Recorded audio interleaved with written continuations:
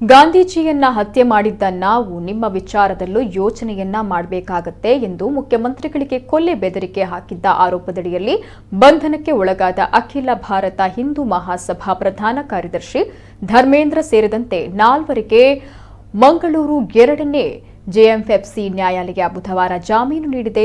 September 18ರಂದು ಸುದ್ದಿಗಾರರ ಜೊತೆ ಮಾತನಾಡಿದ ಮೈಸೂರಿನ ನಂಜನಗೂಡು ಸಮೀಪದ ದೇವಸ್ಥಾನ ಧ್ವಂಸ ಘಟನೆಗೆ ಸಂಬಂಧಿಸಿ ಮುಖ್ಯಮಂತ್ರಿ ವಿರುದ್ಧ ಬೆದರಿಕೆ ಹಾಕಿದ್ರು. ಬಳಿಕ ತನ್ನ ವಿವಾದಾತ್ಮಕ ಹೇಳಿಕೆಗೆ ಕ್ಷಮೆಯನ್ನ ಯಾಚಿಸಿದ್ರು.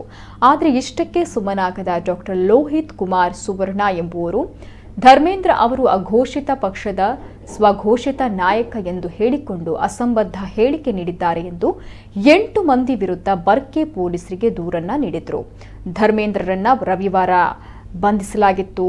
ಬಳಿಕ 3ರನ್ನ ಬಂಧಿಸಲಾಗಿತ್ತು. ಹಿಂದೂ ಮಹಾಸಭಾದ ರಾಜ್ಯ ಪ್ರಧಾನ ಕಾರ್ಯದರ್ಶಿ ಧರ್ಮೇಂದ್ರ ಅವರು, ಹಿಂದೂ ಮಹಾಸಭಾದ ರಾಜ್ಯಾಧ್ಯಕ್ಷ ರಾಜೇಶ್ ಪವಿತ್ರನ್, ಸಂದೀಪ್ ಶೆಟ್ಟಿ, ಪ್ರೇಮ್ ಪೊಳಲಿ ಸಹಿತ 4ವರಿಗೆ ಜಾಮೀನು ಮಂಜೂರು ಮಾಡಿದೆ.